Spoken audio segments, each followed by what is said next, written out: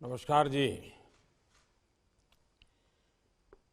UP के मुख्यमंत्री श्रीमान योगी आदित्यनाथ जी, संसद में मेरे साथी हमारे युवा मित्र भाई हरीश द्विवेदी जी, विभिन्न खेलों के खिलाड़ी, राज्य सरकार के मंत्रीगण, विधायकगण, अन्य सभी जनप्रतिनिधि, अन्य सभी वरिष्ठ महानुभाव और विशाल संख्या में मैं देख रहा हूं चारों तरफ नौजवान ही नौजवान है। मेरे प्यारे भाइयों और बहनों, ये हमारी बस्ती महर्षि वशिष्ठ की पावन धरती है। श्रम और साधना, तप और त्याग की धरती है।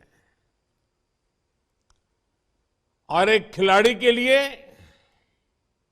उसका खेल भी एक साधना ही है, एक तपस्या है, और जिसमें वो अपने आप को तपाता रहता है। और सफल खिलाड़ी का फोकस भी बहुत सटीक होता है, और तब जाकर के एक के बाद एक नए नए पड़ाव पर विजय श्री प्राप्त करता हुआ वो आगे बढ़ता है, सिद्धि हासिल करती है। मुझे खुशी है कि बस्ती में हमारे संसद के साथी भाई हरीश द्विवेदी जी की मेहनत से इतने विशाल खेल महाकुंभ का आयोजन हो रहा है। भारत के खेलों में परंपरागत पारंगत स्थानीय खिलाड़ियों को ये खेल महाकुंभ नई उड़ान का अवसर देंगे। मुझे बताया गया है कि भारत के करीब करीब 200 सांसदों ने अपने यहां इसी तरह एमपी खेल स्पर्धा आयोजित की है, जिसमें हजारों युवाओं ने हिस्सा लिया है। मैं भी एक सांसद हूं, काशी का सांसद हूं, तो मेरे काशी के संसदीय क्षेत्र में भी ऐसा खेल स्पर्धाओं का सिलसिला चल पड़ा है। इसी तरह के खेल महाकुंभ अनेक स्थानों पर कराकर, एमपी खेल स्पर्धा कराकर सभी सांसद नई पीढ़ी का भविष्य गढ़ने का काम कर रहे हैं। सांसद खेल महाकुंभ में अच्छा प्रदर्शन करने वाले युवा खिलाड़ियों को स्पोर्ट्स अथॉरिटी ऑफ इंडिया के ट्रेनिंग सेंटर्स में आगे की ट्रेनिंग के लिए भी चुना जा रहा है। इससे देश की युवा शक्ति को बहुत लाभ होगा। इस महाकुंभ में ही 40,000 से ज्यादा युवा हिस्सा ले रहे हैं, और मुझे बताया गया कि पिछले साल की तुलना में ये 3 गुना ज्यादा है। मैं आप सभी को, मेरे सभी युवा दोस्तों को इन खेलों के लिए ढेर सारी शुभकामनाएं देता हूं। अभी मुझे खो खो देखने का अवसर मिला। हमारी बेटियां जिस चतुराई के साथ और टीम के साथ पूरी तरह टीम स्पिरिट से खेल रही थी, वाकई बड़ा आनंद आ रहा था देख करके खेल को। मैं जानता नहीं हूं मेरी ताली आपको सुनाई दे रही थी कि नहीं दे रही थी, लेकिन एक बढ़िया खेल खेलने के लिए और मुझे भी खो खो के खेल का आनंद प्राप्त करने का अवसर देने के लिए मैं इन सभी बेटियों को बधाई देता हूं, उनका अभिनंदन करता हूं। साथियों, सांसद खेल महाकुंभ की एक और विशेष बात है, इसमें बड़ी संख्या में हमारी बेटियां हिस्सा ले रही है और मुझे विश्वास है बस्ती, पूर्वांचल, यूपी और देश की बेटियां ऐसे ही राष्ट्रीय अंतर्राष्ट्रीय प्रतियोगिताओं में अपना दमखम दिखाती रहेगी। अभी कुछ दिन पहले ही हमने देखा है कि women under 19 T20 world cup में हमारे देश की कप्तान शेफाली वर्मा ने कितना शानदार प्रदर्शन किया। बेटी शेफाली ने लगातार 5 गेंदों में 5 चौके मारे और फिर ओवर की आखिरी गेंद पर छक्का मारकर एक ही ओवर में 26 रन बना दिए।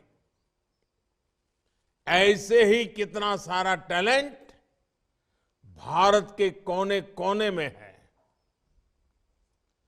स्पोर्ट्स टैलेंट को तराशने में इस तरह के सांसद खेल महाकुंभ की बड़ी भूमिका है। साथियों, एक वक्त था जब स्पोर्ट्स की गिनती एक्स्ट्रा करिकुलर एक्टिविटी में के तौर पर हुआ करती थी, यानी इसे पढ़ाई से अलग केवल टाइम पास का जरिया समझा जाता था। बच्चों को भी यही बताया और यही सिखाया। इससे पीढ़ी दर पीढ़ी एक मानसिकता समाज के अंदर घर कर गई कि स्पोर्ट्स उतना जरूरी नहीं है, वो जीवन और भविष्य का हिस्सा नहीं है। इस मानसिकता से देश का बहुत बड़ा नुकसान हुआ। कितने ही सामर्थ्यवान युवा, कितनी ही प्रतिभाएं मैदान से दूर रह गई। बीते 8-9 वर्षों में देश ने इस पुरानी सोच को पीछे छोड़कर स्पोर्ट्स के लिए एक बेहतर वातावरण बनाने का काम किया है। इसलिए अब ज्यादा बच्चे और हमारे नौजवान स्पोर्ट्स को कैरियर के विकल्प के तौर पर देखने लगे हैं। फिटनेस से लेकर हेल्थ तक, टीम बॉन्डिंग से लेकर तनाव मुक्ति के साधन तक, प्रोफेशनल सक्सेस से लेकर पर्सनल इंप्रूवमेंट तक स्पोर्ट्स के अलग अलग फायदे लोगों को नजर आने लगे हैं। और खुशी की बात यह है कि माता पिता भी अब स्पोर्ट्स को गंभीरता से ले रहे हैं। ये बदलाव हमारे समाज के लिए भी अच्छा है, स्पोर्ट्स के लिए भी अच्छा है। स्पोर्ट्स को अब एक सामाजिक प्रतिष्ठा मिलने लगी है और साथियों, लोगों की सोच में आए इस परिवर्तन का सीधा लाभ खेल के क्षेत्र में देश की उपलब्धियों पर दिख रहा है। आज भारत लगातार नए नए रिकॉर्ड बना रहा है। हमने ओलंपिक में अब तक का सर्वश्रेष्ठ प्रदर्शन किया। पैरालंपिक में भी अब तक का बेस्ट प्रदर्शन किया। अलग अलग खेलों के टूर्नामेंट्स में भारत का प्रदर्शन अब चर्चा का विषय बन रहा है। और साथियों, मेरे नौजवान साथियों, ये तो अभी शुरुआत है। अभी हमें और लंबी यात्रा करनी है। हमें नए लक्ष्यों को हासिल करना है। हमें कई नए रिकॉर्ड बनाने हैं। साथियों, स्पोर्ट्स एक स्किल है और एक स्वभाव भी है। स्पोर्ट्स एक टैलेंट है और ये एक संकल्प भी है। खेल के विकास में ट्रेनिंग का अपना महत्व है और साथ ही ये भी आवश्यक है कि खेल की प्रतियोगिताएं, स्पोर्ट्स टूर्नामेंट्स लगातार चलते रहने चाहिए। इससे खिलाड़ियों को अपनी ट्रेनिंग को लगातार टेस्ट करने का मौका मिलता है। अलग अलग क्षेत्रों में अलग अलग स्तर पर होने वाली खेल प्रतियोगिताएं खिलाड़ियों की बहुत मदद करती है। इससे खिलाड़ियों को अपने सामर्थ्य के बारे में तो पता चलता ही है, वो अपनी खुद की टेक्निक भी डेवलप कर पाता है। खिलाड़ियों के कोचेज को भी पता चलता है कि उसके शिष्य में, जिसको उसने सिखाया है, अभी कौन सी कमियां रह गई हैं, कहां सुधार की जरूरत है, कहां सामने वाला खिलाड़ी उस पर भारी पड़ रहा है।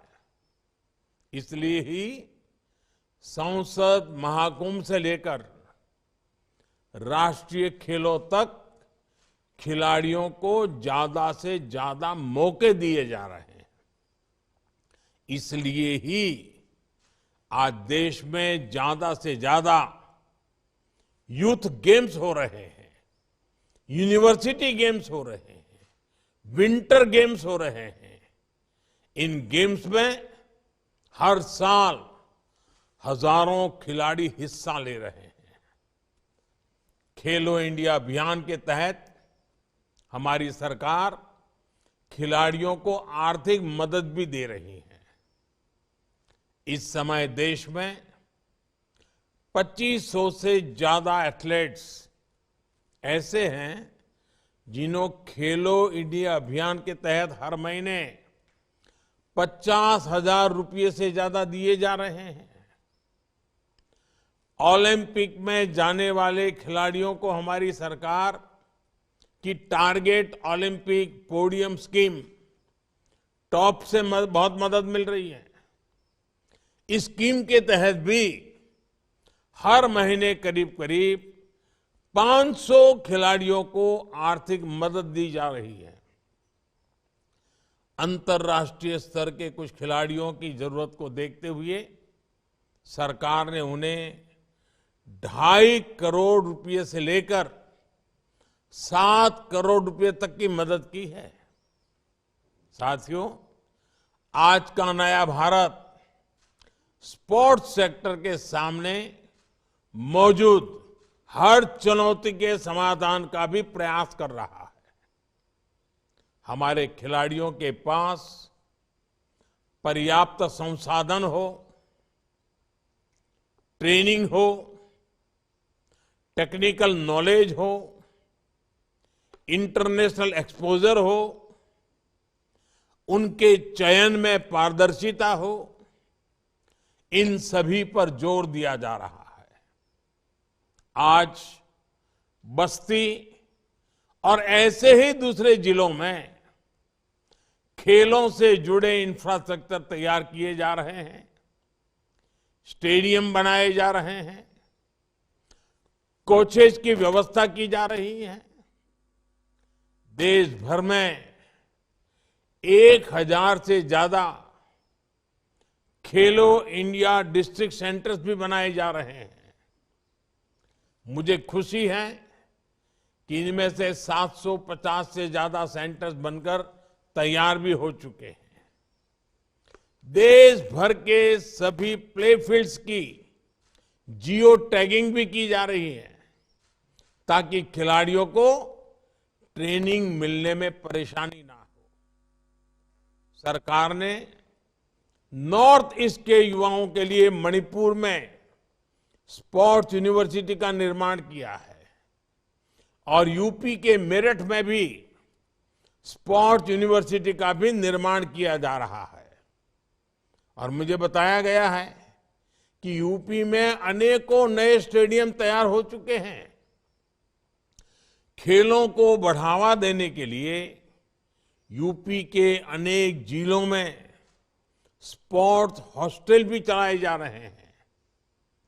राष्ट्रीय स्तर की सुविधाएं अब स्थानीय स्तर पर पहुंचाने का भी प्रयास है। यानी आपके पास, मेरे नौजवान साथियों, आपके पास अपार अवसर है। अब आपको जीत का झंडा लहराना है, देश का नाम रोशन करना है। साथियों, हर खिलाड़ी जानता है कि उसके लिए फिट रहना कितना जरूरी है और उसमें फिट इंडिया मूवमेंट की अपनी भूमिका रही है। फिटनेस पर ध्यान देने के लिए आप सभी एक और काम जरूर करें। अपने जीवन में योग को शामिल करें। योग से आपका शरीर भी स्वस्थ रहेगा और आपका मन भी जागृत रहेगा। इसका लाभ आपको आपके खेल में भी मिलेगा। इसी तरह हर खिलाड़ी के लिए पौष्टिक भोजन भी उतना ही जरूरी होता है। इसमें हमारे जो मिलेट्स हैं, हमारा मोटा अनाज जो कहते हैं, मोटे अनाज की बात जो करते हैं, आमतौर पर हमारे यहां गांवों में हर घर में खाया जाता है। ये मिलेट्स की भोजन में बहुत बड़ी भूमिका हो सकती है। आपको पता है कि भारत के कहने पर साल 2023 को इंटरनेशनल ईयर ऑफ मिलेट्स घोषित किया गया है। अपने डाइट चार्ट में आप मिलेट्स को शामिल करेंगे तो ये भी आपको बेहतर स्वास्थ्य में मदद करेगा। साथियों, मुझे भरोसा है हमारे सभी युवा खेलों से बहुत कुछ मैदान में भी सीखेंगे, जीवन में भी सीखेंगे। और आपकी ये ऊर्जा खेल के मैदान से विस्तार होती होती देश की ऊर्जा बन जाएगी। मैं हरीश जी को बहुत बधाई देता हूं। बड़े लगन से इस काम के पीछे वो लगे रहते हैं। इस कार्यक्रम के लिए पिछली पार्लियामेंट में आकर के मेरे से निमंत्रण दे गए थे, तो उनका ये जो बस्ती के जवानों के लिए, नौजवानों के लिए दिन रात काम करने का उनका स्वभाव है, वो खेल के मैदान में भी दिखाई दे रहा है। मैं आप सबको बहुत शुभकामनाएं देता हूं। बहुत बहुत धन्यवाद।